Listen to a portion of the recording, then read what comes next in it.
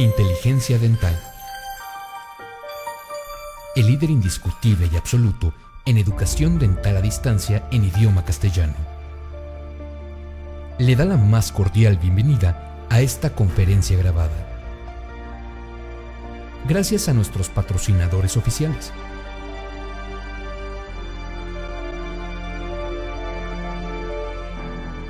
Le ofrecemos siempre un amplio abanico de temas útiles y de actualidad, entregados con alta calidad, por excelentes conferencistas.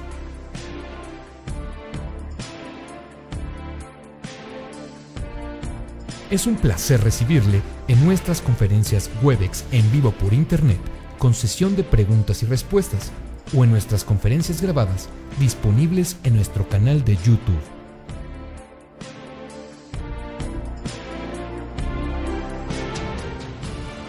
Sus sugerencias y comentarios son bienvenidos en promo@inteligenciadental.com.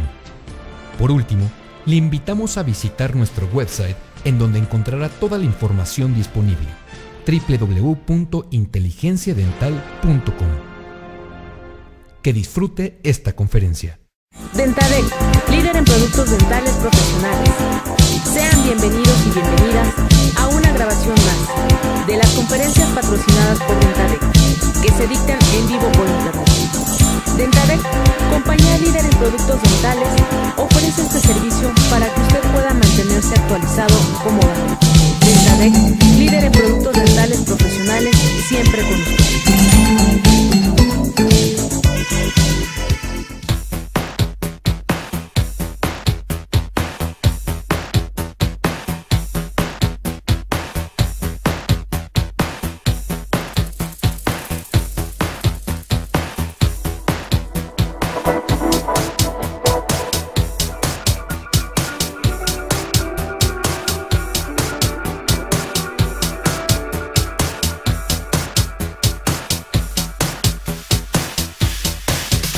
Buenos días, mis queridos odontonautas, como te dice mi querido amigo Héctor. Es para mí un honor nuevamente estar aquí presente con ustedes. Esta es la tercera fase de nuestro módulo de farmacología aplicada a la odontoestomatología, a la práctica de la odontología general. Y agradezco muchísimo a IDE Dental el que me hayan convidado a esto, a Dentadec, que me ha hecho favor de hacerme parte de este proyecto tan interesante, y sobre todo a mi facultad de odontología, al doctor Fernández Pedrero, a Quique Navarro Bori, que son los que siempre me invitan a participar en estos cursos de educación continua, en estos programas de educación continua. El día de hoy vamos a finalizar con este módulo. El primer día hablamos de control del dolor, el segundo hablamos de control de la inflamación, que he recibido una gran cantidad de preguntas y de comentarios, gracias a Dios, todos muy favorables, y esta es la última fase, que es posiblemente la más apasionante de todos, que es el control de la infección. Habíamos platicado en las ocasiones anteriores de que siempre que vamos a prescribir nosotros un medicamento, es un medicamento que es potencialmente nocivo, y de forma muy relevante es en el empleo de algunos agentes antimicrobianos que tradicionalmente se han empleado en la historia de la terapia farmacológica en odontoestomatología, y que muchos de ellos dan consecuencias bastante severas. Hablamos, por ejemplo, de los famosos aminoglucósidos, que por recomendación de muchos médicos, por recomendación de gente no experta en odontología, pero sí experta en farmacología, los hemos usado. Vamos a hablar más adelante de ellos. Seguramente han aportado muy poco beneficio en la patología infecciosa de nuestros pacientes, pero sí muchos de ellos han ocasionado un daño irreversible, a veces en el octavo par craneal, que es el auditivo, ya sea en su rama vestibular, que es la del equilibrio, o en su rama coclear, que es la de la capacidad auditiva. Se dice que posiblemente más de la mitad de los pacientes sordos no congénitos son sordos debido al empleo de alguno de estos medicamentos. Entonces siempre me gusta remontarme a este binomio que me enseñó mi maestro Medina Maldonado, que decía binomio riesgo-beneficio. Vamos a tener hoy en día una gran cantidad de recursos terapéuticos para el manejo de las infecciones. Muchos de ellos tienen más riesgo que el beneficio que le podríamos ofrecer a nuestros pacientes, de forma tal que justo en este aspecto del manejo de la infección tendremos que tener mucha cautela en la elección de los medicamentos que vamos a prescribir. Y lo que habíamos mencionado desde la primera clase, que fue una máxima hipocrática que decía primum non nocere, esto es primero no dañar. Y siempre que vamos a prescribir un agente antimicrobiano, debemos de pensar en el potencial daño que este agente antimicrobiano podría generar a nuestros pacientes. En la primera fase de estas charlas las dimos en la Oficina de Inteligencia Dental. Posteriormente, a petición de nuestro director, el doctor Fernández Pedrero, nos movilizó. Y para mí es un orgullo doble, tanto el estar participando en esta actividad académica como el estar dando estas pláticas desde mi queridísima Facultad de Odontología, que ahorita mi querido amigo el doctor Edwards me estaba diciendo que este año celebramos 40 años de haber egresado de esta facultad. Me siento muy agradecido con Dios de seguir vigente primero y de estar cumpliendo esos mismos casi 40 años de estar trabajando en esta facultad. Vamos a platicar entonces del control antimicrobiano de las infecciones odontogénicas. Como comentábamos la vez anterior, las infecciones odontogénicas son potencialmente mortales. Son potencialmente mortales. En la primera clase que dimos aquí cuando se reinauguró esta aula virtual, y creo que está disponible también en internet, hablábamos de las infecciones odontogénicas y comentábamos de que las infecciones odontogénicas son potencialmente muy peligrosas. Son potencialmente muy peligrosas primero porque están en la base del cráneo y se pueden diseminar por contigüidad hacia el interior del cráneo, generando meningitis odontogénicas bastante graves. Segundo, porque están ahí ubicadas las vías aéreas. Y tercero, por un fenómeno vascular que se llama fenómeno de Visa-Tergo, en donde las venas no tienen válvulas que impidan el regreso de la sangre, y muy fácilmente puede haber también alguna invasión intracraneana por la vía vascular. Entonces, tenemos que tener una gran capacidad diagnóstica cuando detectamos una infección, y sobre todo cuando sabemos que una infección de esta naturaleza puede ser grave. Ya habíamos platicado en la ocasión anterior, en el control de la inflamación, del fenómeno de la vascularidad a nivel de los tejidos infectados. Comentábamos que cuando nosotros tenemos una infección, esta infección no se disemina por la vía venosa ni por la vía arterial, debido a que los componentes formes del exudado purulento o no purulento, simplemente el exudado inflamatorio, son macromoléculas que no pueden filtrarse por las por los capilares venosos y por los capilares arteriales, y que se van por la vía linfática. Esto lo tenemos que tener muy presente, porque sabemos que si nosotros vamos a ejercer alguna maniobra que pueda romper los capilares venosos y los capilares arteriales, entonces las macromoléculas que conforman los elementos formes del exudado inflamatorio, del exudado infeccioso, entonces fácilmente podrían diseminarse por vía venosa o por vía arterial. De forma tal que siempre que vamos nosotros a manejar un proceso infeccioso, la primera medida terapéutica tendrá que ser siempre impregnar al paciente con agentes antimicrobianos. No solamente si vamos a manejar la infección puramente con medicamentos, también si nosotros vamos a hacer un drenaje, si nosotros vamos a extraer el órgano dentario infectado, será condición obligatoria, será una obligación mandatoria el que antes de realizar la ruptura de los capilares venosos y de los capilares arteriales, impregnemos a nuestro enfermo con agentes antimicrobianos. Quiero pensar cómo era el ejercicio de la odontología y de la medicina en general hace 50 o 60 años. Como comentaba hace un momento, yo salí hace 40, de forma tal que yo entré aquí a estudiar en el 71, y yo tenía maestros que tenían 50 o 60 años de edad, que ellos obligatoriamente ejercieron antes de la existencia de los agentes antimicrobianos, y verdaderamente les daba terror manejar pacientes infectados en virtud a que ellos habían tenido que luchar contra estas infecciones sin el apoyo de los agentes antimicrobianos. Estos agentes antimicrobianos se popularon en los 50s. Es a veces inconcebible que pensar que desde el ejercicio de la medicina más científica, desde Hipócrates para acá, sin pensar del papiro egipcio, del papiro de Ebers, no, desde Hipócrates para acá tenemos 2000 años de ejercicio de la medicina, y solo los últimos 70 años se ha podido ejercer una terapéutica antimicrobiana. No quiero ni siquiera pensar cómo era el ejercicio de la medicina y la odontología previa al empleo de los agentes antimicrobianos. Cuando hablamos de los grandes avances de la medicina y todos hablamos del gamma knife, de los grandes estudios, de la tomografía por emisión de positrones, que es el famoso PET, de las grandes tomografías, hablamos de los grandes avances del uso del stent en infartos en el corazón, etcétera, y pensamos que estos son los grandes avances. Yo, de manera muy modesta, pienso que el más grande avance que ha existido en la medicina, en toda la historia de la medicina, es el descubrimiento, la introducción y la utilidad práctica de los agentes antimicrobianos. Hoy sabemos que muchas personas vivimos más allá de los 60, de los 70, de los 80 años. La morbimortalidad ha disminuido de manera muy notable y hablamos de que ya le pusieron un stent a una persona, de que ya le hicieron una cirugía con un gamma knife a alguna persona de una patología intracerebral, pero muy posiblemente esas personas nunca hubieran llegado a la edad en que les dio el infarto, a la edad en que se les desarrolló el tumor, si no hubiera sido por la presencia de los antimicrobianos. Aún la más grande cantidad de muertes que existen en el mundo son por infecciones gastrointestinales, pulmonares, odontogénicas.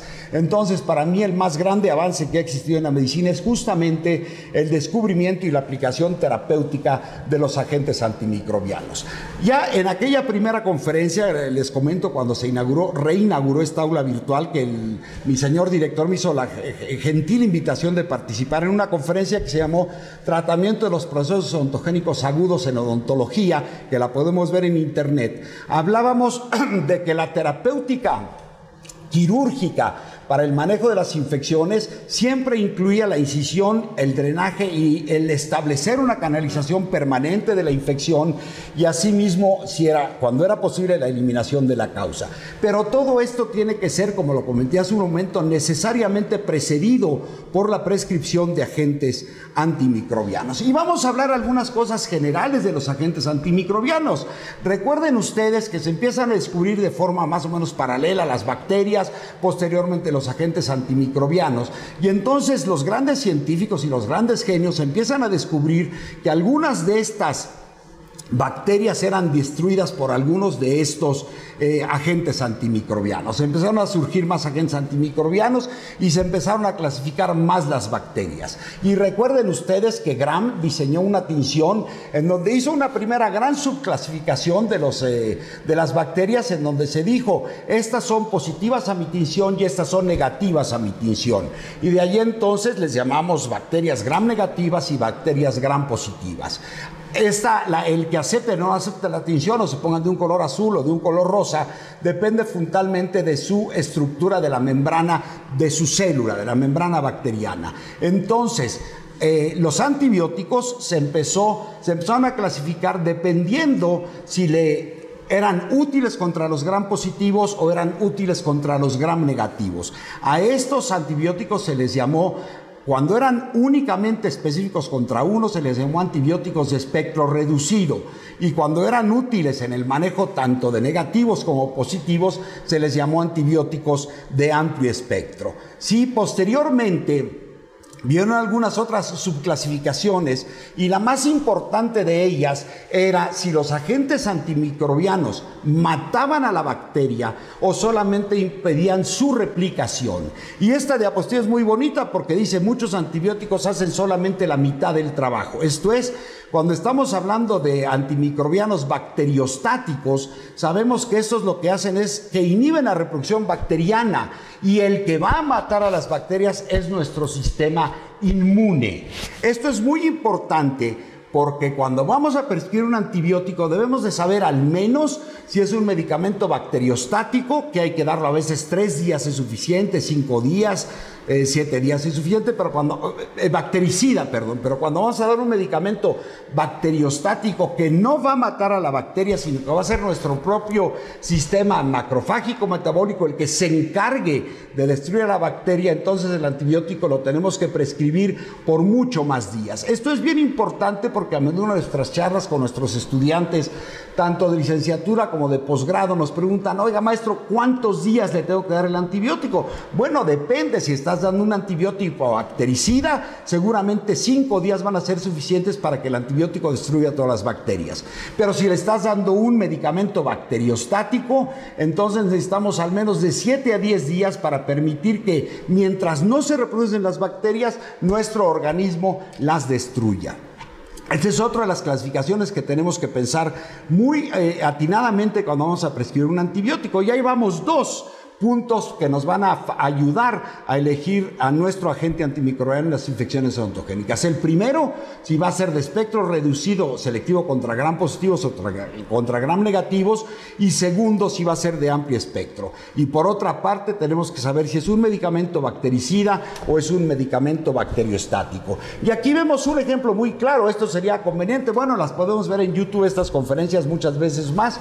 Y aquí vemos los que son bactericidas, los beta-lactámicos, que son fundamentalmente las penicilinas y las cefalosporinas, los aminoglucósidos, que como estaba diciendo en un principio, son medicamentos que casi nunca tendremos que prescribir en odontoestomatología en virtud a que son antimicrobianos selectivos contra gram negativos, que muy pocas veces participan en las infecciones odontogénicas y que comentábamos son tremendamente ototóxicos. Las quinolonas y la polimixina, estos son medicamentos que destruyen a la bacteria, que la matan, mientras que los bacteriostáticos, los que no la van a destruir, tenemos los macrólidos, de los cuales empleamos muy comúnmente la eritromicina, empleamos muy comúnmente las tetraciclinas, en muchas ocasiones usamos lincosamidas, como nuestra famosa clindamicina, es un medicamento que nos tenemos que prescribir al menos durante 7 días, y las sulfas, que prácticamente no encuentran ninguna acción en el ejercicio de la odontoestomatología. Bueno, pero ¿sobre qué bases normalmente prescribimos nuestros medicamentos? Fíjense que los odontólogos no nos gusta mucho estudiar farmacología. Somos unos genios en el manejo de materiales dentales, de preparaciones dentales, hoy en día con el uso de los injertos, de regeneración ósea, del uso de membranas, etcétera, etcétera. Pero pocas veces nos gusta leer sobre farmacología. En la especialidad que nosotros abrazamos, que es la cirugía oral y maxilofacial, muy comúnmente tenemos que estar empleando productos farmacológicos para control del dolor, de la inflamación, de la ansiedad, del trismus mandibular y fundamentalmente de las infecciones. Pero ¿sobre qué bases normalmente prescribe el odontólogo? Fíjense, normalmente lo hacemos basados en razones comerciales y publicitarias. Cuando yo era un clínico muy joven, que era recién egresado, había un medicamento que se llamaba atromicina ampicilina, y era el único medicamento prácticamente que yo conocía, porque era el que más fuerza publicitaria le daban en la odontología. Hoy sabemos que la ampicilina, ahora que hemos estudiado un poco más, no es un medicamento de primera elección en las infecciones odontogénicas, y la papaína que tenía esta combinación era una enzima proteolítica y fibrinolítica de las que estuvimos hablando en la clase anterior, y lo único que podía hacer era que posiblemente nos podía favorecer la diseminación de la infección. Pero por eso prescribíamos, y lo prescribía tanto yo, que lo aprendí de mis maestros, como mis maestros que lo atendieron por razones comerciales y publicitarias. Otra muy importante también es la influencia de médicos generales. Cuando yo estudié, solamente había un maestro en toda la facultad de odontología, que era el doctor Shiraishi, que sigue trabajando, que era el único dentista que daba farmacología. Y yo creo que de las grandes fallas que tenía la enseñanza de la farmacología en odontología, en todas las escuelas que yo he conocido de odontología, era que nuestros maestros eran médicos. Ellos nunca habían visto a un paciente con infección dental. Ellos posiblemente sabían muy bien de infecciones urinarias, gastrointestinales, pulmonares, posiblemente dermatológicas, ginecológicas, pero jamás habían visto una infección dental, jamás habían leído sobre bacteriología de la región maxilofacial. Entonces, por eso nos informaban mal. Hoy en día, afortunadamente, en nuestra facultad de odontología, la gran mayoría de los profesores de farmacología son odontólogos, como tú y como yo. Odontólogos que tienen un consultorio, odontólogos que ven pacientes, que saben lo que es un dolor de muelas, lo que es un hinchazón dental, lo que es una infección, lo que es que un paciente vomite en la consulta dental. Son colegas nuestros que se han dedicado y especializado en el estudio de la farmacología, y por eso nuestros alumnos salen mucho mejor preparados de lo que salimos los alumnos de hace 20 y 30 años. Este ha sido un gran logro en todas nuestras facultades de odontología. La siguiente será por costumbre, por herencia de algunos profesores. A mí mis maestros de clínica me enseñaron a dar ampicilina, era lo único. Bueno, me enseñaban a dar Bactrim y algunos otros antibióticos que surgían nuevos y que pensaban que eran muy buenos y que hoy sabemos que no servían absolutamente para nada, ¿sí? O bien, la forma correcta de elegir nuestro antibiótico será siempre de forma empírica. Siempre lo vamos a hacer de forma empírica. ¿Por qué? Porque en muy pocas ocasiones vamos a hacer cultivos y antibiogramas. No le podemos decir al paciente que viene con una celulitis o un absceso facial, decirle, mira, te voy a tomar una muestrita y vente mañana para que te diga yo qué microbio tienes. Y vente dentro de 3 días para ver qué antibiótico te doy. No lo podemos hacer, ¿por qué? Porque la infección se va a agravar muchísimo. Tenemos que iniciar con la prescripción de algún agente antimicrobiano de forma tal que lo vamos a hacer de forma empírica, pero siempre perfectamente fundamentado en bases científicas. Ya muchos otros grandes investigadores en el mundo y en esta facultad de odontología le tomaron cultivo a miles y miles y miles de infecciones y ya nos dijeron que hay en el 99% de esas infecciones y ya nos dijeron con qué podemos combatir estas infecciones. Entonces vamos a iniciar de forma empírica, pero siempre basado en evidencias científicas. Ya comentábamos que usualmente no tomamos un cultivo y un antibiograma. Nosotros en cirugía oral y maxilofacial tomamos cultivos y antibiogramas en pacientes que nos llegan infectados por trauma facial, por tumores que se infectaron en su casa, no necesariamente por una infección dental, en pacientes que se fracturan montando a caballo, que hay estiércol, etcétera, etcétera. Ahí la flora patógena que está generando la infección va a ser totalmente distinta a la odontogénica, pero por eso casi nunca cuando es una infección odontogénica tomamos cultivos y antibiogramas. Cuando vamos a elegir nuestro antibiótico tenemos que buscar binomio riesgo-beneficio, máximo beneficio con mínima toxicidad. Y desde este momento vamos anticipando que el antibiótico menos tóxico que existe en el mundo es la penicilina, en cualquiera de sus variantes. Son agentes terapéuticos muy poco tóxicos. Se le tiene miedo porque son algunos de los antibióticos más alergénicos. Sin embargo, es el menos tóxico de todos los que hay. Tenemos que hacer un uso racional de antibióticos, esto es saber cuál vamos a elegir, no usar combinaciones heroicas o combinaciones inventadas. No tenemos que recurrir a antibióticos muy potentes, muy nuevos, que muy posiblemente no nos va a ayudar a nuestra infección, sino hacer un uso racional del agente antimicrobiano, no estarlo cambiando cada tercer día. Evidentemente, tenemos que pensar en las razones económicas de nuestro paciente. Yo quiero poner un ejemplo. Todos los odontólogos se han formado en Estados Unidos, cirujanos maxilofaciales son mis colegas y muy amigos míos, muchos de ellos manejan cefalosporinas, porque no había ninguna limitante económica. Yo, que tuve la bendición de Dios de criarme en mi facultad, donde los pacientes que acuden son pacientes de pocos recursos, que mis primeros 15 años del ejercicio de la cirugía oral y maxilofacial lo hicimos en nuestra extrañada clínica Xochimilco, donde los pacientes no tenían para pagar antibióticos costosos. Entonces siempre ejercí todos mis primeros años con penicilina en vez de con cefalosporinas. No porque no pensara yo que las cefalosporinas fueron buenas, sino porque yo estaba convencido de que mis pacientes no podían pagar las cefalosporinas. Por tanto, aprendí a ejercer con penicilinas y hoy sigo ejerciendo sin ninguna preocupación con penicilinas. Y también tenemos que tomar en cuenta si el paciente tiene alergias y cómo está su riñón, su hígado, etcétera, etcétera. Todos estos factores nos ayudan a seleccionar nuestro antibiótico. Y ya comentábamos que existen también muchos errores en la prescripción, selección equivocada. Yo me acuerdo que algunos colegas que me tenían la gentileza de referirme a algunos de sus pacientes me decían, oye, ya le di Bactrim, y ya le di Bactrim del fuerte, no del suavecito, y sigue infectado. Pues sí, porque habíamos hecho una selección equivocada. El otro es una dosis y un tiempo insuficiente. Hace poco tiempo me mandaron un paciente, un colega muy distinguido, por teléfono le dije, ¿sabes qué? Métele metronidazol. Él estaba dando una penicilina. Le dije, métele metronidazol. Y siendo un maestro muy distinguido, que no está tan avesado en el uso de la farmacología, le dio una dosis totalmente insuficiente de metronidazol, de forma tal que esa dosis que él estaba prescribiendo no era necesariamente terapéutica. Cuando hacemos combinaciones erróneas,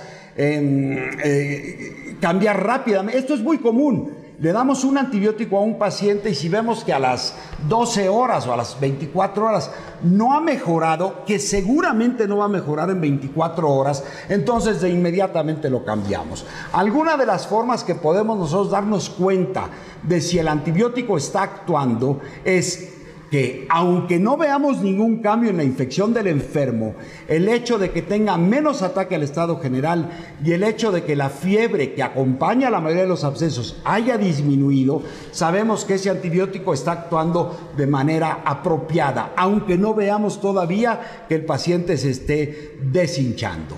Otra de las causas por las cuales no se mejoran nuestros pacientes es porque no tratamos la causa de la infección, ni a veces la infección misma. ¿Qué es tratar la causa de la infección? Pues sacar la muela que esté infectada, o hacerle trabajo endodóntico, o hacerle trabajo periodontal. Y si es necesario, recuerden ustedes que hablábamos en la primera charla de infecciones de la máxima hipocrática también que decía ubi pus evacuatum est. Donde hay pus tenemos que drenar, tenemos que permitir que el pus salga del organismo. Uso indiscriminado y finalmente el uso profiláctico, del cual seguramente no vamos a tener tiempo de platicar, pero que sería tal vez digno de alguna vez organizar una conferencia, que le voy a decir a mi director y a Héctor Flores, y a ver si organizamos una conferencia de uso profiláctico, cómo, cuándo y dónde emplear antibióticos de forma entrecomillada profiláctica. Y aquí vemos un absceso grande que se está diseminando hacia el otro lado del cuello, que cada vez va a impedir más que nuestro paciente abra su boca.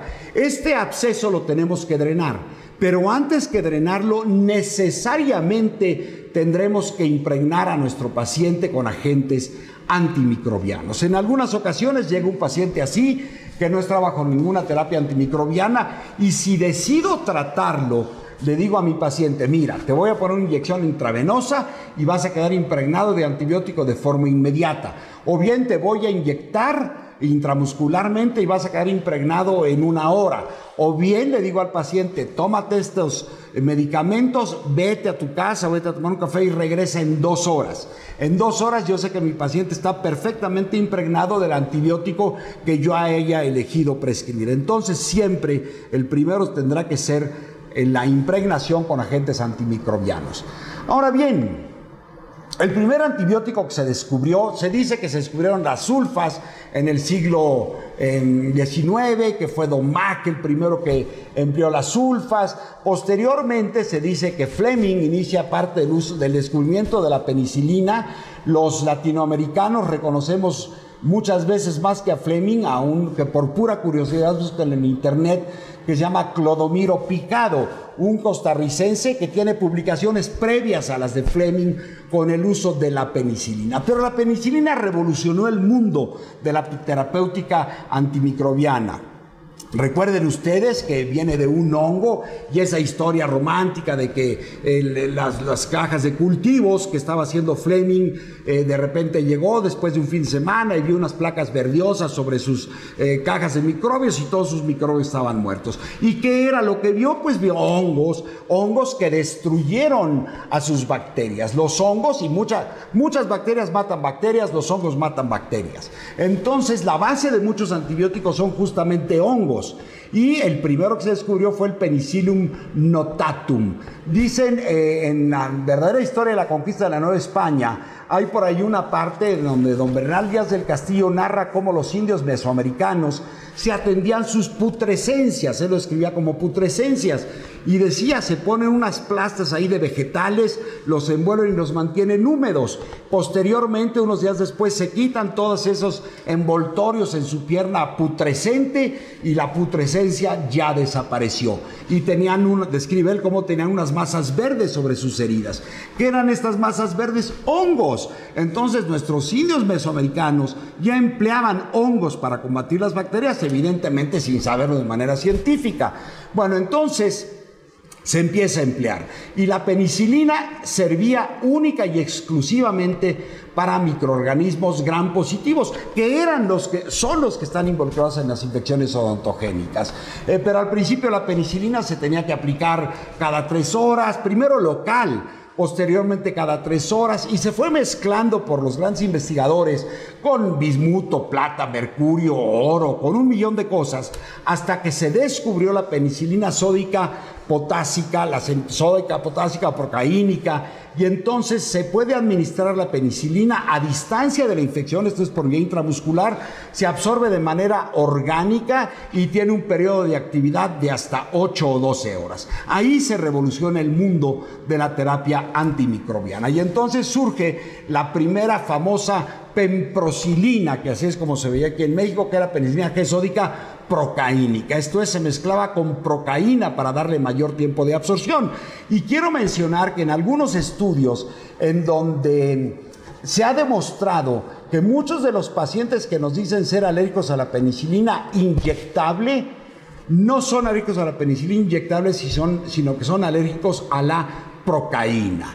Yo me acuerdo algunos maestros aquí, como era el maestro que fue una institución aquí en la Facultad de Odontología, que era el maestro Limonchi, en los 70s, principios de los 80s, él prohibía que se anestesiara en su clínica de operatoria dental. Tenían que llevar a los pacientes a anestesiarlos a otra clínica. ¿Por qué prohibía? Porque él vio alergias. Yo tuve la oportunidad de platicar con él y ellos vieron muchas alergias porque el anestésico que él usó durante todo su ejercicio profesional era la procaína. Entonces sabemos, que muchos de los pacientes que se dicen alérgicos a la penicilina inyectable, más que ser alérgicos a la penicilina, son alérgicos a la procaína. Por eso hay algunos pacientes que nos dicen, no, doc, yo no me puedo inyectar penicilina porque soy alérgico, pero sí la puedo tomar. Y pensamos, este es alérgico al piquete, le tiene miedo al piquete. Y no, es una realidad que podrían ser alérgicos a la penicilina inyectable, sobre todo a la pemprocilina. Bueno, entonces se empieza a manejar este antibiótico de forma extraordinaria. Pero vamos a regresar un poquito aquí en nuestra diapositiva de penicilinas. Es la primerísima elección en infecciones odontogénicas. Es espectro reducido, selectivo contra gram positivos, que es lo que nosotros necesitamos en las infecciones dentales. Es el antibiótico posiblemente de más bajo costo y podemos administrarlo de forma oral, podemos administrarlo en tableta, suspensión o cápsula, o en jarabe, etcétera. Podemos administrarlo también de forma inyectable, tanto intramuscular como intravenosa. Esto lo hace ser el medicamento de primerísima elección en infecciones leves y moderadas. Posiblemente cuando se agravan tendremos que recurrir por el empirismo mismo a la adición de algún otro agente antimicrobiano. Y aquí vemos cómo se fueron descubriendo las penicilinas. La primera fue la natural, que les llamamos penicilinas del grupo G, y los científicos dijeron, mira, este antibiótico es lo máximo. Pero fíjate que hay algunos microbios que destruyen a la penicilina, que en vez de que la penicilina los destruye, ellos destruyen a la penicilina. Entonces hicieron algunas modificaciones en la estructura química del hongo y sintetizaron a través de algunos cambios químicos, y entonces sintetizaron las penicilinas que hoy reconocemos como penicilinas semisintéticas, de la cual la principal de todas es la dicloxacilina. Y la dicloxacilina es un antibiótico que no es destruido por los microbios penicilinos resistentes o microbios productores de penicilinasa o beta-lactamasa. Entonces ya teníamos dos penicilinas, una que era muy útil contra los gram positivos y otra que era pobremente útil contra los gram positivos, pero que no era inactivada por los microbios penicilino destructores. Pero era tan buena, que los mismos investigadores modificaron nuevamente la fórmula, descubrieron el ácido 6-aminopenicilánico y entonces hicieron las penicilinas sintéticas. Las penicilinas sintéticas, de las cuales fundamentalmente hay 12, que las vamos a ver más adelante, es la ampicilina y la amoxicilina. Estas son penicilinas de amplio espectro. Y con eso ya teníamos una gran gama de ataque a las distintas infecciones, ya fueran por gram positivos, ya fueran por gram negativos, etcétera, etcétera. Entonces, estas son las 3 formas de penicilina que hay. Y ¿cuándo están indicadas? Como uso profiláctico, posiblemente en exodoncia, endodoncia, cirugía periodontal, cirugía oral y maxilofacial, y como lo comenté hace un momento, es el antibiótico de primerísima elección en infecciones leves y moderadas. Y vuelvo y repito, cuando la infección se está agravando, tendremos que adicionar algún agente antimicrobiano más, porque sabemos también por herencia científica académica que esas infecciones posiblemente tengan involucrados algunos otros microorganismos a los cuales la penicilina no les va a hacer nada. Entonces tendremos que combinarlo. ¿Cuáles son las contraindicaciones de las penicilinas? Les comentaba, yo toda mi vida he ejercido con penicilina porque tiene muy pocas contraindicaciones. La más importante de ellas es alergia, ya sea alergia a las penicilinas o sea alergia a las cefalosporinas. Recordemos que las penicilinas y las cefalosporinas son primas hermanas. Cuando hay alergia a una, hasta el 50% de los pacientes pueden ser alérgicos a la otra. Entonces, cuando un enfermo a mí dice que es alérgico a una cefalosporina o a una penicilina, me restringe el empleo de cualquiera de las dos. Sí. Y como comentábamos, no es específico contra microorganismos productores de beta-lactamasa, excepto la dicloxacilina. Aunque hoy más se ha avanzado en el empleo de la ampicilina y de la penicilina, ya sea ampi o amoxi, se le adicionó ácido clavulánico, que lo vamos a ver más adelante. Y el ácido clavulánico lo que hace es impedir que la penicilina sea destruida. No la hace más potente, que muchos pensamos a veces que es más potente, sino hace que esa penicilina no sea destruida por los microbios productores de beta-lactamasa. Entonces, a mí me dicen mucho, oiga, y si le doy penicilina o amoxi más ácido clavulánico, yo uso ácido clavulánico cuando sospecho de microorganismos que puedan ser destructores de penicilina, sobre todo cuando nos metemos al seno maxilar, cuando hacemos una elevación de seno maxilar, cuando hay alguna comunicación al seno maxilar durante algún procedimiento quirúrgico, durante alguna apicectomía en área de molares o premolares. Entonces tenemos que recurrir necesariamente a la combinación con ácido clavulánico, porque sabemos que ahí en el seno maxilar sí puede haber medicamentos productores de beta-lactamasa. Y vamos nuevamente a regresar a nuestras penicilinas. Aquí tenemos la penicilina G-procaínica. Su nombre comercial, así con todo y su falta de ortografía, es penprosilina. ¿Sí? Y sabemos que normalmente prescribimos una ampolleta de 800,000 unidades cada 12 horas. Los libros de farmacología dicen que se puede prescribir hasta cada 24 horas. Sin embargo, recordemos que el antibiótico tiene una vida media. Si lo prescribimos cada 24 horas, el paciente va a estar desprotegido de antibiótico durante periodos prolongados. Por eso lo ideal es administrarlo cada 12 horas, 800,000 unidades internacionales. Pero ¿quién se va a inyectar 10 ampolletas de penprosilina? Yo a los colegas que le van a prescribir penprosilina digo, a ver, inyéctatelas tú, ponte 10 inyecciones, 5 en cada pompi. Si a la tercera o cuarta inyección ya el paciente lo único que quiere es no inyectarse. Entonces pensamos que no hay ningún recurso de penicilina natural, recuerden que son las naturales o del grupo G, que ya no hay, que no hay penicilinas naturales orales, y sí la hay, sí, que es la fenoximetina. Esta es la penicilina cristalina que está restringida para su uso en forma hospitalaria. Y aquí vemos cuán poco tóxica es. Fíjense ustedes, la dosis puede ir de 50 a 100,000 unidades internacionales por kilo de peso. Estábamos hablando de que el paciente tradicional se le dan 800,000 unidades cada 12 horas. Esto es 1,600,000. En hospitales les damos 4 o 5 millones cada 4 horas o cada 6 horas. Entonces hay una cantidad tremenda de antibiótico que se le está prescribiendo, y la penicilina natural tiene la virtud de no dañar el riñón y de no dañar el hígado y usualmente no generar ningún trastorno hemocitopoyético. Pero también tenemos penicilinas naturales orales, como es la famosa fenoximetilpenicilina, que es el Pembica. Es un antibiótico de extraordinaria utilidad.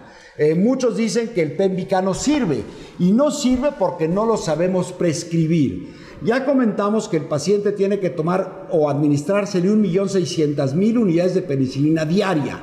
Si nosotros le damos, el Pembica viene en cápsulas de 400.000.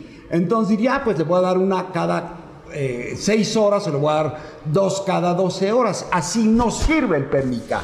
Recordemos que el Pembica es una penicilina que no es ácido resistente, de forma tal que la mitad se va a eliminar sin dar ninguna acción terapéutica y solo la otra mitad va a tener utilidad terapéutica. Por tanto, el Pembica se tiene que prescribir 2 tabletas cada 6 horas. Y cada 6 horas religiosas, porque su vida media es muy corta. Y fíjense ustedes que el Pembica es el antibiótico más barato que existe, porque una cajita trae 40 tabletas. Y si le vamos a prescribir 8 tabletas diarias, da 5 días exactos que tendría que ser los que prescribíamos un medicamento bactericida como es el Pembica.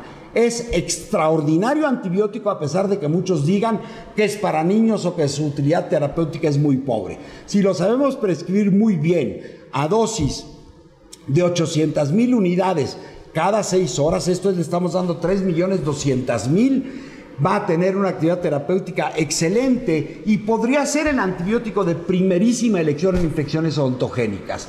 Sin embargo, tiene el gran problema de que se tienen que dar 4 dosis diarias. Y hoy en día se tiende mucho a la monodosis. ¿Por qué? Porque una de las causas más comunes por la cual los medicamentos no hacen efecto es porque el paciente olvida tomar su medicamento y se lo va a tener que tomar 4 veces al día, pues tenemos 4 chances de que se le olvide tomar el medicamento, y entonces esto lo hace que sea un medicamento de poco uso por el riesgo de que se le olvide tomar su medicamento, y entonces el paciente, debido a la vida media muy corta del antibiótico, el paciente está pasando muchos momentos sin acción terapéutica. Posteriormente vinieron las penicilinas semisintéticas, de las cuales la más comúnmente y que la conocemos muy bien es la dicloxacilina.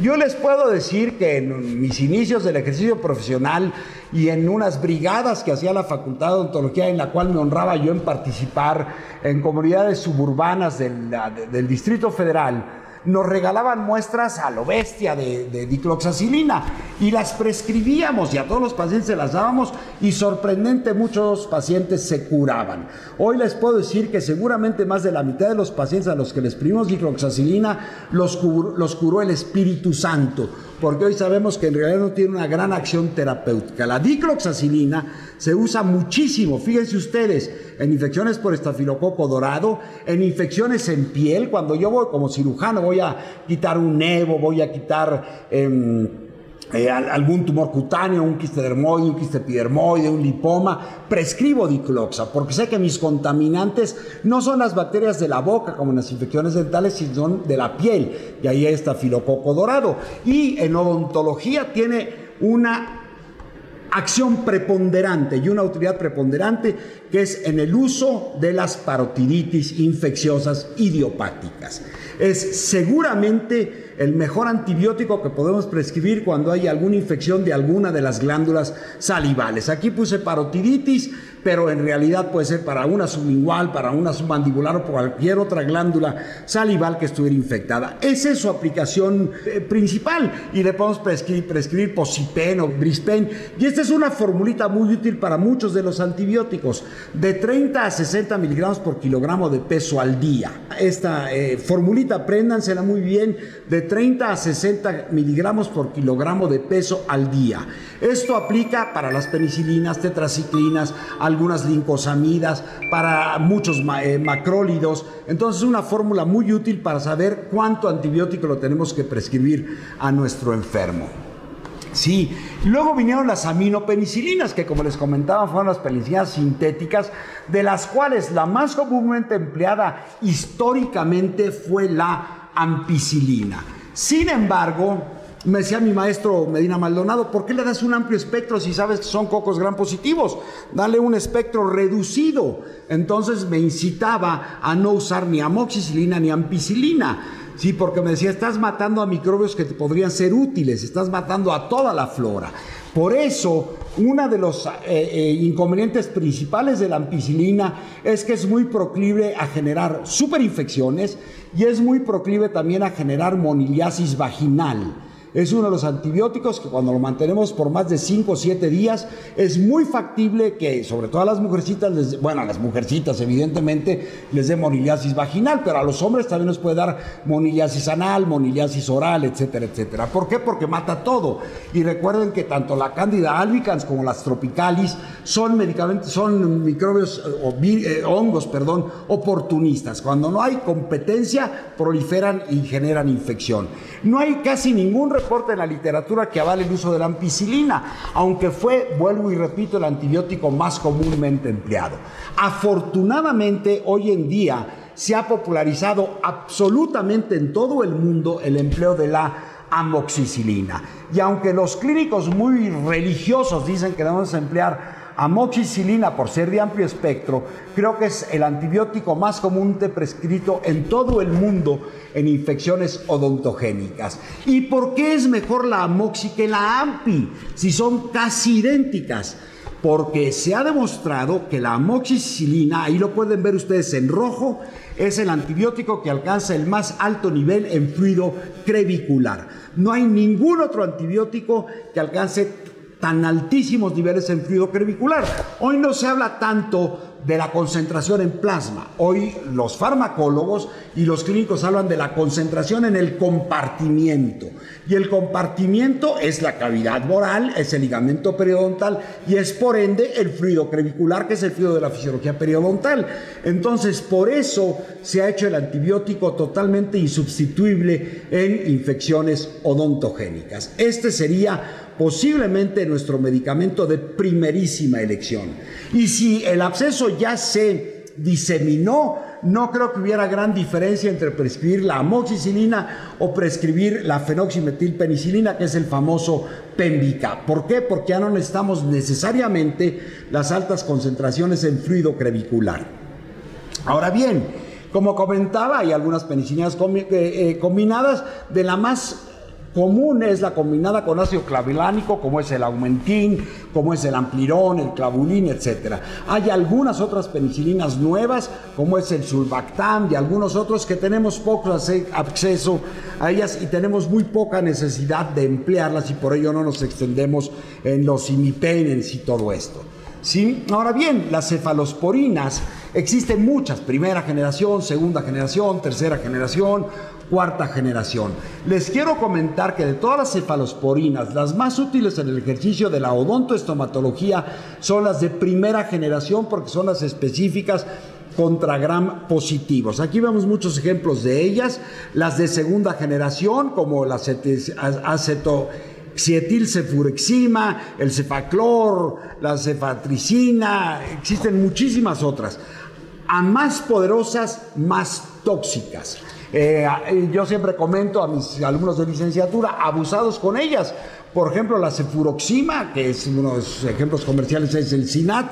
Les digo, es tan bueno que mata todo, a veces incluido el paciente. ¿Por qué? Porque es de los antibióticos más comunes de generar una infección gravísima que se llama colitis pseudomembranosa debido al Clostridium difficile y que es muy difícil de tratar. Se necesita vancomicina y algunas otras cosas.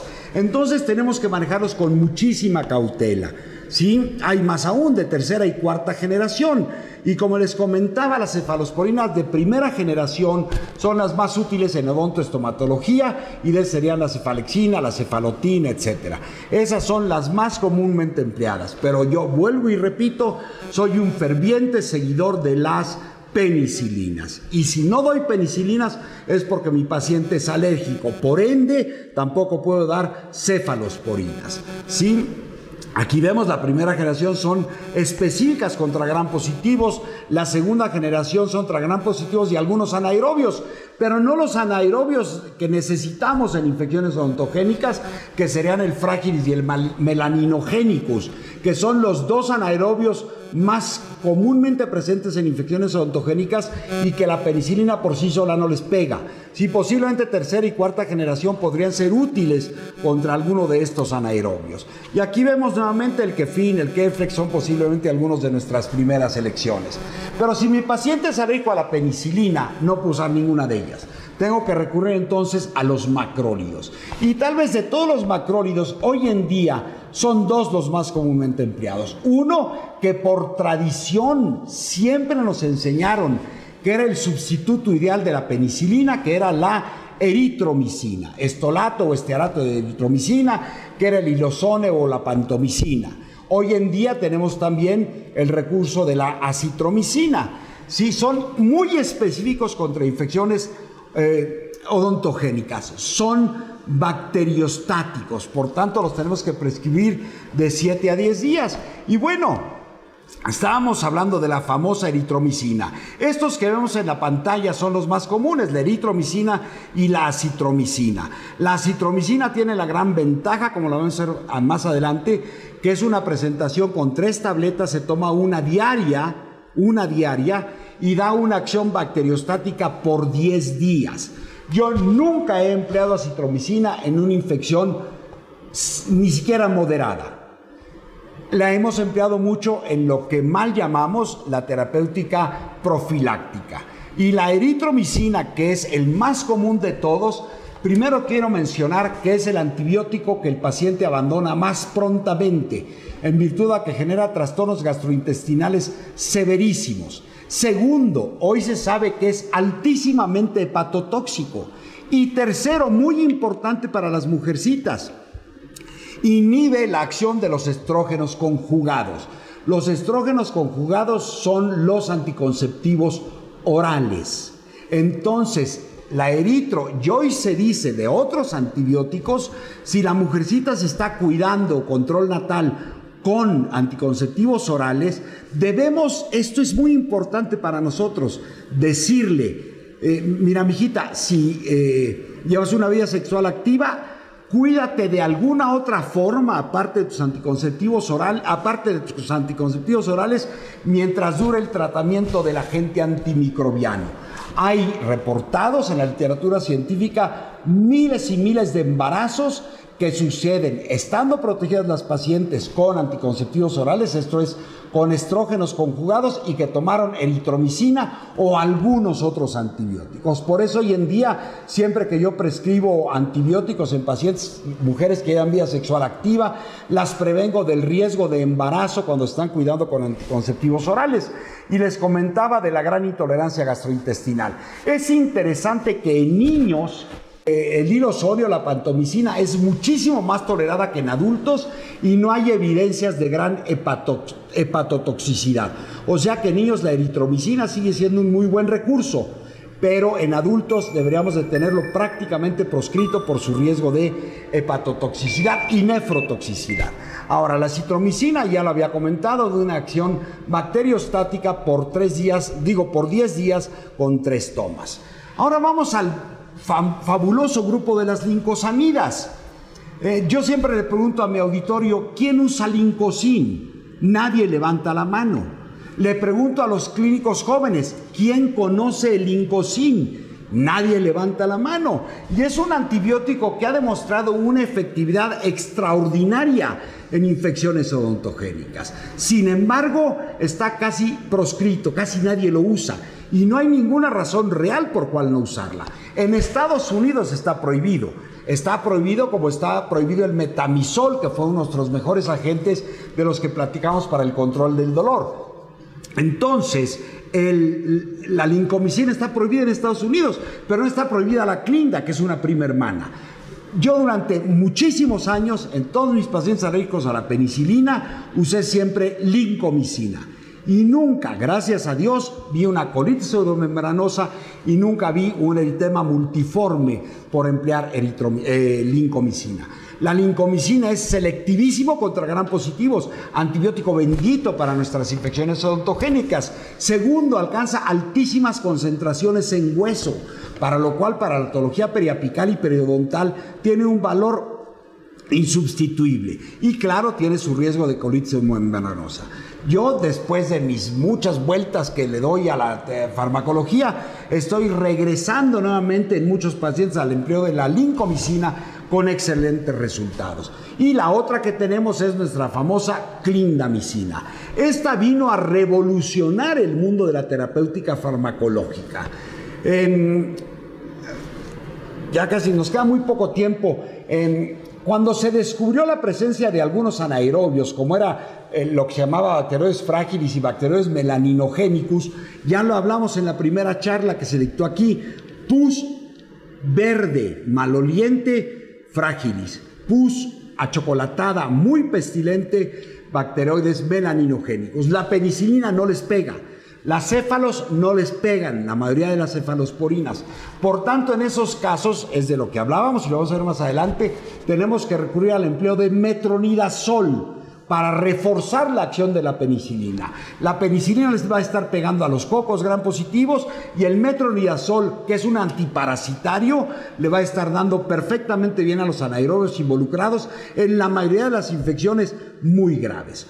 O bien, en lugar de esta combinación, podemos recurrir a la bendita clindamicina, que también comento, ha venido a revolucionar la terapéutica antimicrobiana. Las tetraciclinas, queridos colegas, son medicamentos que se usan muy poco. Son medicamentos que los hemos mantenido en el desuso. Los usan para irrigar hueso ahí mezclado, los usan para irrigar en endodoncia, los usan para irrigar en periodoncia. Sin embargo, cuando hablamos de la farmacología, de las concentraciones del compartimiento, mencionamos que no hay ningún antibiótico que alcance los niveles tan extraordinarios como la amoxicilina. Sin embargo, cuando hablamos de permanencia del antibiótico a nivel periodontal, tenemos que hablar necesariamente de la oxitetraciclina y de la, fundamentalmente, perdón, no de la oxitetra, sino de la doxiciclina. Fíjense ustedes, es un antibiótico que se llama vibramicina, viene en 10 cajitas, en una cajita, y al paciente se le da uno diario, gran ventaja, monodosis. Si existiera la posibilidad de medir la concentración de antibiótico en fluido crevicular durante el tratamiento, vamos a ver que tiene concentraciones muy altas de tetraciclina en el ligamento periodontal. No tan altas como la moxi, pero sí muy altas. El paciente termina su tratamiento a los 10 días. Recuerden que es un bacteriostático. Si yo le mido 10 días después de haber suspendido la terapia antimicrobiana, le mido la concentración de antibiótico en ligamento periodontal, sigue siendo muy alta. Si se lo mido 10 días más tarde, esto es hasta 20 días después de que terminé la terapia antimicrobiana, sigue siendo muy alta. ¿Por qué? Porque las tetraciclinas se fijan en hueso. Por eso no se debe prescribir cuando hay época de dentinogénesis. Se fijan en hueso y sobre todo en hueso celular de recambio muy rápido, como es, o en tejidos calcificados, no en hueso, perdón, como es el cemento radicular. Entonces, ¡pac!, se fija el cemento radicular y se suspende la terapia antimicrobiana y se sigue liberando tetraciclina hasta por 15 o 20 días más. Esto lo hace un antibiótico valiosísimo en infecciones periodontales. Las quinolonas que se han puesto muy en boga hoy en día, al principio las quinolonas primeras no tenían prácticamente ninguna acción en odontoestomatología. Sin embargo, hoy sabemos que algunos antibióticos, algunas quinolonas como puede ser el levofloxacino, el moxifloxacino, la gatifloxacina, son útiles en infecciones odontogénicas. Son antibióticos caros y son antibióticos que son muchísimo más tóxicos que las penicilinas y que las mismas cefalosporinas, pero es un recurso al cual podríamos nosotros recurrir. Las sulfas, como es el trimetoprim con sulfamethoxazol, el famoso Bactrim, y que muchos odontólogos lo empleaban, no tienen indicación en odontoestomatología. Posiblemente podrían tener cierta acción cuando nosotros penetramos el seno maxilar por alguna maniobra quirúrgica. Estamos prácticamente por terminar, estoy casi en el límite del tiempo, aunque pues un poquitito más tarde, pero recordemos nuevamente que lo que los médicos siempre nos recomendaban que eran los aminoglucósidos, como es la genta, la mica o la canamicina, son altísimamente hepatotóxicos. Yo me acuerdo que en mis primeros años de clínico yo prescribía antibióticos, los tradicionales, Peni, Linco, Eritro, y mi paciente seguía infectado. Y recurría yo, lógicamente, al consejo de algún médico. Y siempre me decían, ¡ay, qué burro eres! No dejarás de ser dentista, porque así nos consideran el uso de medicamentos. Dale gentamicina o dale caramicina. Y entonces le prescribía yo eso y el paciente llegaba a la semana igual de infectado, pero sordo. Y esa sordera posiblemente podría ser irreversible. Entonces, estos aminoglucósidos, como estos que vemos, genta, amica y cana, deben ser prescritos únicamente cuando tenemos una evidencia por cultivo de antibiograma irrefutable de que son medicamentos salvavidas. Como les comentaba, hay una enorme cantidad de sordos que fluctúan entre los 40 a 60 años, o tal vez más, de los 48 a los 58 años de edad, que son sordos porque se popularizó muchísimo en esa época el empleo de estos medicamentos para las meningitis.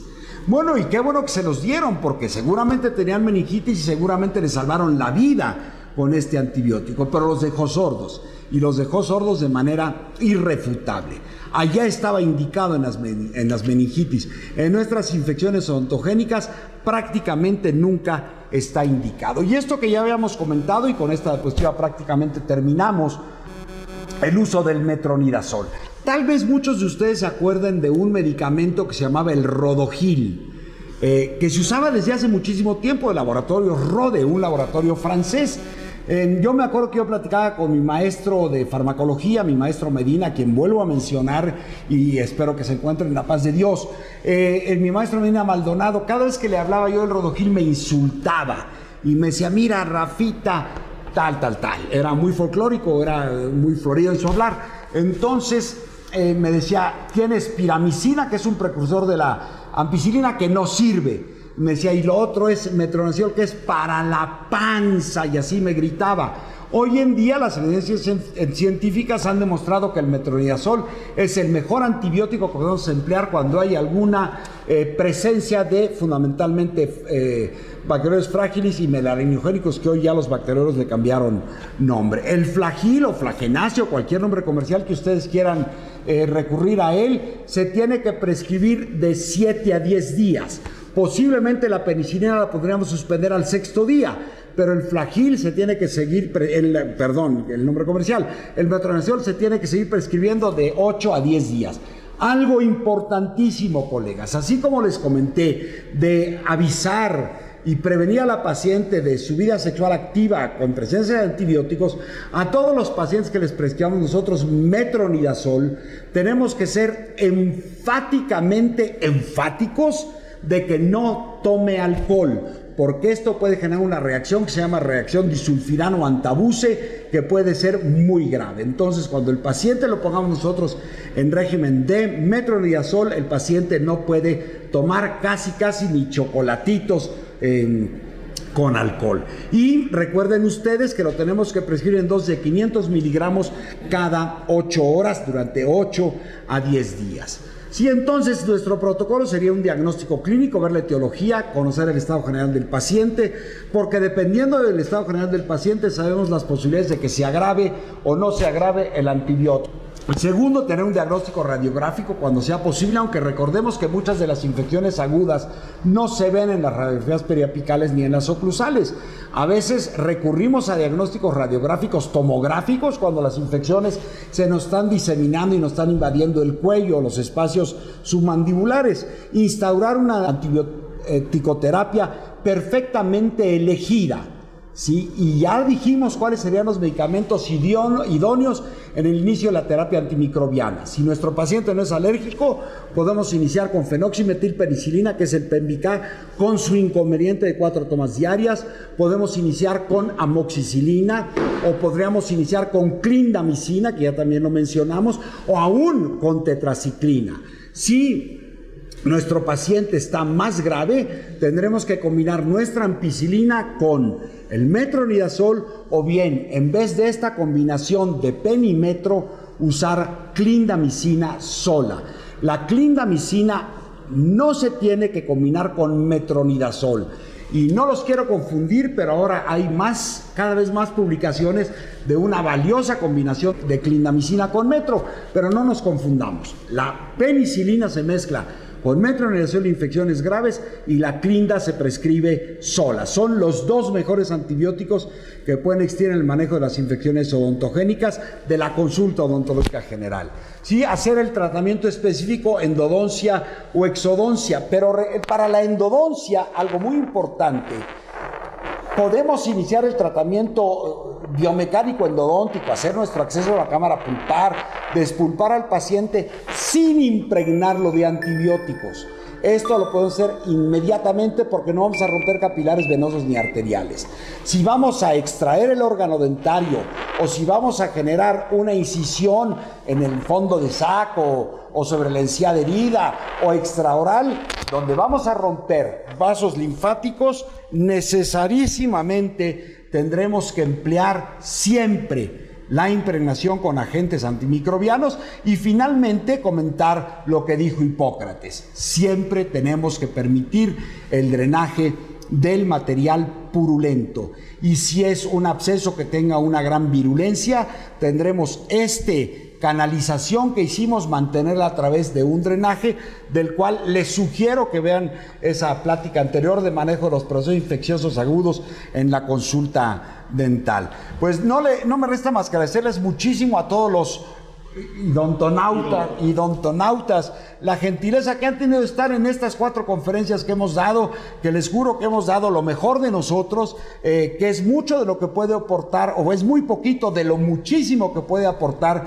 esta gloriosa Facultad de Odontología de la Universidad Nacional Autónoma de México, de la cual, vuelvo y repito, me siento orgulloso de que voy a cumplir 40 años de haber egresado de estas aulas y estoy con 38 años de ejercer la docencia en esta magnífica casa de estudios. Le doy las gracias también a todo el equipo de colaboradores de Héctor Flores que hacen posible esto, pero sobre todo a mi máxima autoridad, que es el doctor Fernández Pedrero, y a mi querido Quique Navarro, el que siempre me toman en cuenta para este tipo de ventas. Les agradezco mucho a todos su atención. Algún día nos volveremos a ver a través de estas pantallas con algunas otras clases que mi director o mi jefe de educación continua o Héctor o Dentadec nos conviden a realizar estas prácticas que sean de utilidad para el odontólogo general. Muchas gracias a todos, queridos colegas, y les mando a todos un abrazo y bueno, creo que vamos a tener un rato de preguntas y respuestas como siempre. Dentadec agradece su participación, esperando que esta conferencia la haya disfrutado y le resulte útil. Dentadec, líder en productos dentales profesionales.